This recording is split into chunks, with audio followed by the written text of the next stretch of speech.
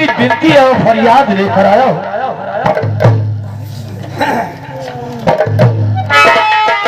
जरूर नहीं, घबराओ नहीं। मुझे इस लिबास में देखकर डर रही हो, डरो नहीं। मैं भी तुम्हारी तरह एक इंसान हूं, मेरे भी सीने में एक इंसान का दिल है। इस वक्त मैं तुम्हारे पास एक फरियादी बन के आया हूं और मुझे विश्वास है मेरी बात को तुम इनकार नहीं करोगी बहन। बताइए क्या कहना चाहते हैं आप।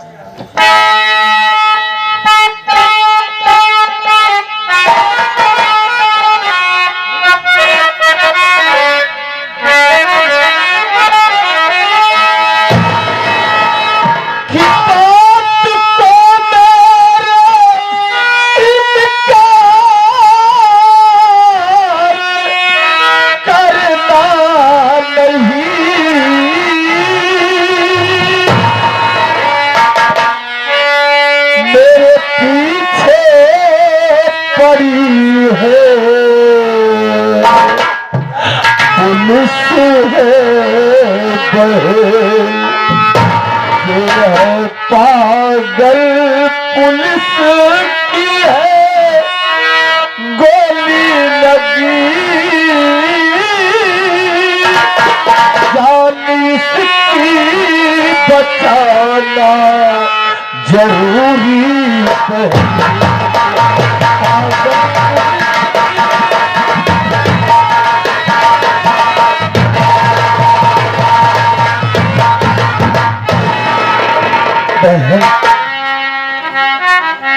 ये बेचारा पागल है, हम तुमसे छुपाएंगे नहीं बहन।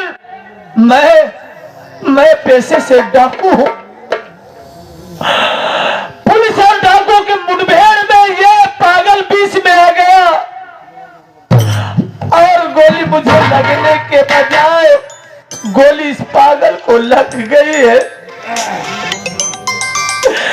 इसकी जान खतरे में है, जिंदगी और मौत के बीच पड़ा हुआ है, ये मर भी सकता है। और मेरे पीछे प्रशासन वाले पड़े हुए हैं, पुलिस पड़ी हुई है। तुमसे विनती है मुझे अपने घर में छुपने के लिए जगह दे दो। काश मैं तुम्हारे घर में छुप जाऊंगा तो इस पागल की गोली निकाल दूंगा ताकि ये बच जाएगा। पहले आपने अपना परिचय नहीं दिया। आप कौन हैं? आपका नाम क्या है और यहाँ क्यों आए हैं? और आप एक अनजान, मैं आपके लिए अजनबी हूँ। मैं आपको बगैर जाने पहचाने मैं अपने घर में कैसे आपको छुपा दूं? बताइए आप कौन? बहन ने बताया कि मैं पेशे से डाकू हूं, लेकिन हमने तुम्हें बहन कहा है तो पहचान की जरूरत कहाँ है बहन? अरे मैं तुम्हारा सगा भाई नहीं, लेकिन तुम्हारा भाई तो हूं, जिसे लोग कहते हैं मुंह बोला भाई। क्या ऐसा नहीं हो सकता? देखिए, मैं आपकी बात सुन चुकी थी, लेकिन मैं आपसे दोबारा इसलिए पूछना चाहिए कि हो सकता है कि आपके जुबान से वो डाकू गलत शब्द निकल गया हो, लेकिन वाकई में आप डाकू हैं।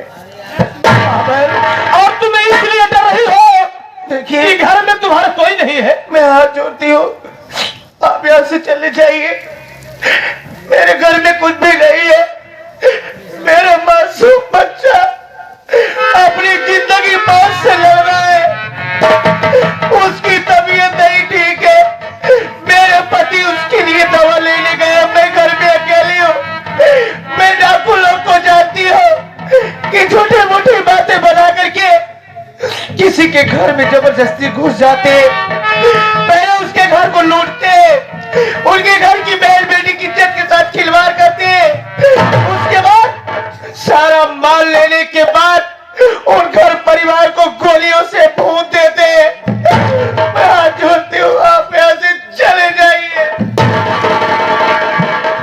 नहीं बहन, काश अगर मैं उसमें का डाकू होता तो अगर मैं चाहता तो अपनी बंदूक के ताकत पर, अपने बल पर, अपनी भुजाओं पे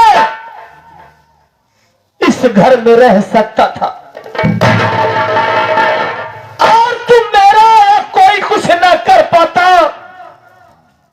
लेकिन एक इंसानियत के नाते, हमने तुम्हें बहन कहा है। मैं समझ रहा हूं तुम्हारी मजबूरी को कि सब तुम्हारा बच्चा बीमार है, तुम्हारे पति घर में नहीं है, मगर तुम अपने पति की इजाजत के किसी को आदेश नहीं दे सकती हो। जब भी मैं गुफा से निकलता तो सबसे पहले मंदिर पे जाता, मां की चौखट पे माथा टेकता और ये पगड़ी रखता था कि मां के कदमों में कि मां, मैं जहां भी जाऊं मुझसे वो गुनाह न हो मां कि कोई मजबूर या बेबस लाचार मारा जाए, कोई निर्दोष मारा जाए मेरे हाथों से। जो भी सजा दूं तो किसी गुनहगार के ऊपर हाथ उठे, खबरदार के ऊपर हाथ उठे मां, यही प्रार्थना करता था। लेकिन आज ये पगड़ी उस देवी के सामने रखा गया। आज मैं अपने सर की पगड़ी आज इस देवी के सामने रख रहा हूं, इस पागल की जान बचाने के लिए।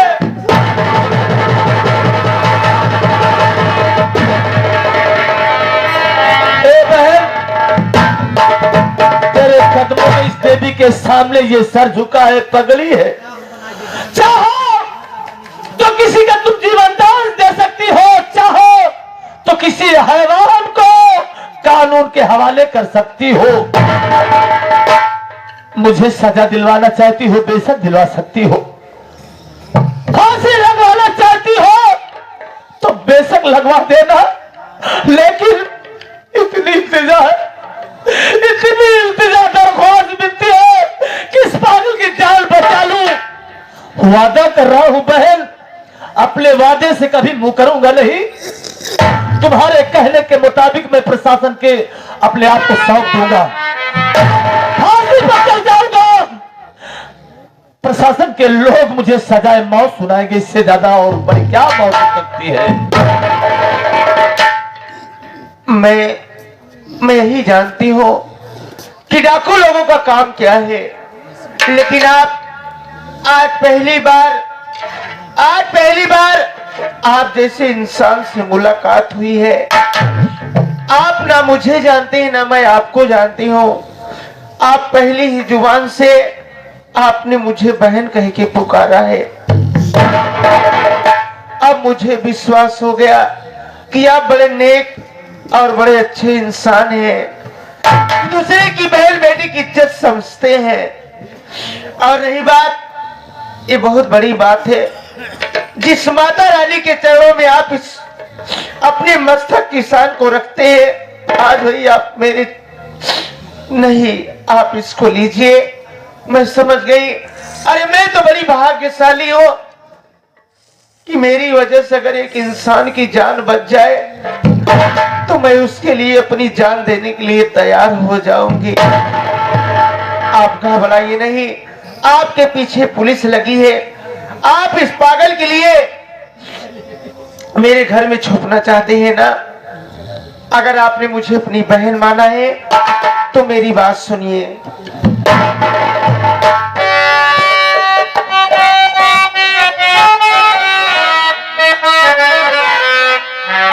भैया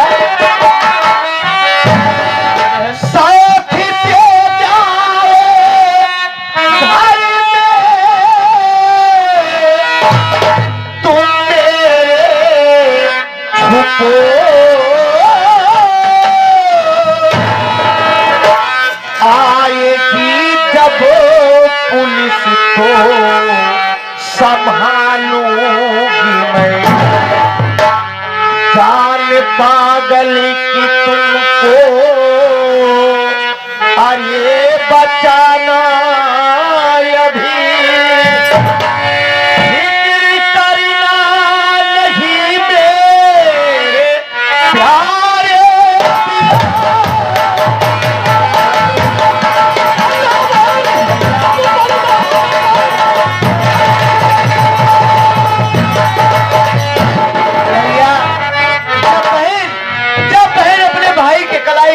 बांधती है तो भाई यही कहता है कि बहन ये दाहिना भुजा तेरा है, जिस दिन तेरे ऊपर अगर कोई भी आ जाएगी ये तेरा भाई तेरे लिए अपनी जान देने के लिए तैयार हो जाएगा। अरे जब एक भाई अपनी बहन के लिए कुर्बान हो सकता है तो बहन का भी फर्ज होता है कि अपने भाई के लिए वो भी कुर्बान हो जाए। भैया मैं वादा करती हूँ अगर आपने मुझे अपनी बहन बनाया है तो आप शौक से जाइए मेरे घर में छुप जाइए। बहुत बड़ी झोपड़ी तो नहीं है लेकिन मेरे भाई के छुपने के लिए बहुत सी जगह है। और रही बात पुलिस आएगी उसको संभालने की जिम्मेदारी मेरी है। मेरी जान चली जाएगी, पुलिस वाले मेरी लाश पर से चले जाएंगे, लेकिन मैं जब तक जिंदा रहूंगी तब तक पुलिस वालों को आपके पास तक नहीं पहुंचने दूंगी। तुम धन हो बहन, तुम धन हो। अगर इस दुनिया में मालिक सबको बहन बेटी दे तो तुम्हारे जैसे खुशी से मेरा दिल गदगद हो गया। बहन घर में माचिस होगा ना? हाँ भैया। बहन क्योंकि मेरे पास ये खंजर तो है, अलाव जलाऊंगा, आग जलाकर इस खंजर को लाल करूंगा और अपना सीना पत्थर का बनाऊंगा, लेकिन इसकी गोली जरूर निकालूंगा बहन, शायद बच जाए। भैया आपने वादा किया है, सिर्फ आप पागल की जान बचाने के लिए आप मेरे घर में छुप रहे हैं, लेकिन अपने वादे से मुखरना नहीं भैया।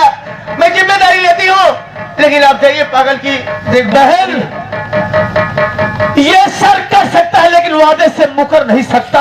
मैंने वादा किया है बहन। ये पुलिस वाले विजिट तो रही हो ना? आप यही बताइए। पुलिस वाले विजिट तो रही हो? आप जल्दी जाइए, अगर पुलिस वाले मेरे घर में आपको छुपते समय देख लेंगे तो मैं क्या जवाब दूंगी। आप जाइए जल्दी से। विजिट तो रहे बहन। आप बेफिक्र रहिए, आप जाइए यहाँ पे। भैया जल्दी जाइए।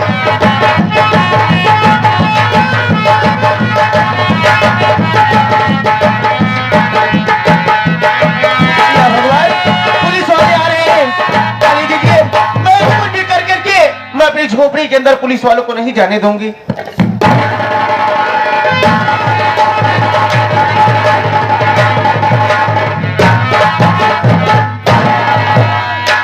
साहब क्या हुआ?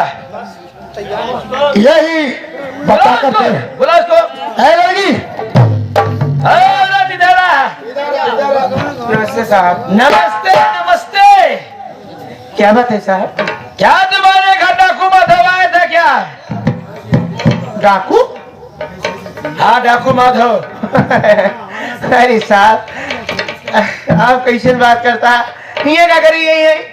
पहले सोचा रहा है कि जगह जगहान होए डाकू को जाती जहाँ बड़ बड़वार मनई रहती, सेठ लोग रहती, हाँ बड़ी बड़ी दुकान रहती, बड़ी बड़ी मार्केट रहता है, हाँ जहाँ सोना चांदी रुपया पैसा धन दौलत रात हुआ जाती, यहाँ जो नहीं। अरे साहब कैसे बात करता? हो सकता है सिपाही इसी रास्ते से कहीं दूसरे रास्ते चले गया होगा। नहीं साहब अगवा से रास्ता वही खत्म आई है, सो रास्ता ही नहीं आए, एक ही कहा कर रही है। नहीं आया था? हम जानते ही जंगल में आप आई है, हमको लगा था कोनो ठेकेदार के चक्कर में आई है। उसको पकड़ने के लिए मैं आया हूँ। हाँ अच्छा जा जा जा साहब जा। चल। अगर कुछ खा तो ले आई। नहीं नहीं खाने के लिए मैं नहीं आया हूँ। थोड़े बहुत खा ले। यानी एकदम भूखे हैं क्या? आप खाने के लिए आए? आप हमारे दरवाजे आए, अगर पानी नाश्ता न पूछो तो बोलो। पानी नाश्ता नहीं चाहिए। देखिए आप जाए जा चलिए। साहब ये औरत हम सबको गुमराह कर रही है। देखो ये खून के छींटे इसी रास्ते पे यही तक है, यहाँ से आगे खून का छींटे ही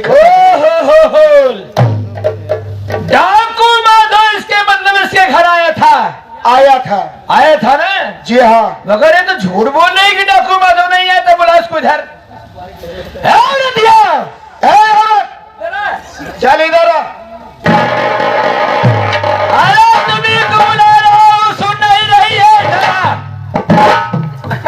आप सब गए नहीं भाई तो कहा तो ये कुछ लिया ही पानी सानी पी ले।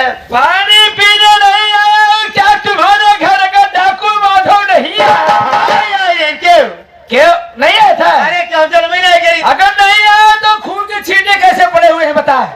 तुम ही बता सारे खून के छींटे कैसे पड़े हुए हैं? जब तेरे घर डाकू माधव नहीं आया था तो खून के छींटे पड़े हुए बता तू। बताओ भूल गए देखा साफ करे जाते रहे बोले बतलाए लगे साफ हो ना कह पाए। साफ बात ऐसा है आज सवेरे हम सब दोनों परानी खाना खाते रहे एक ही बेचारा का जानी कहाँ से कुत्ता बेचारा चलाए मार भूखान रहा हमारे घरे वाले का दई दिन खाना अब खाई लग एक ही का जानी कहाँ से मुंह ओढ़ के करिया के लंबा के आई गवा आई गया साहब अब खाई लग रोटी अब का देख करे लग दौड़ाई लेते हुआ के अब पका ले जो कर ना अतः छिनछिनाई दे और छोड़ाई पाए साहब ऐसे भागत चला गया वह या खुनवा गिर चला गया हम सब कह देते ये क्या सच बता दे कानून के गुमराह करने की कोशिश तुमने किया? नहीं साहब ऐसे कोनो बात नहीं। अच्छा आप हमके ये बताओ ये भारत देश के कौन ऐसा नागरिक आए जो कानून के मदद न करी चाहिए? तू सच बता रही है? एकदम सही कहा। सही बता रही है? हाँ साहब सच कहा। क्यों नहीं आए भैया? बता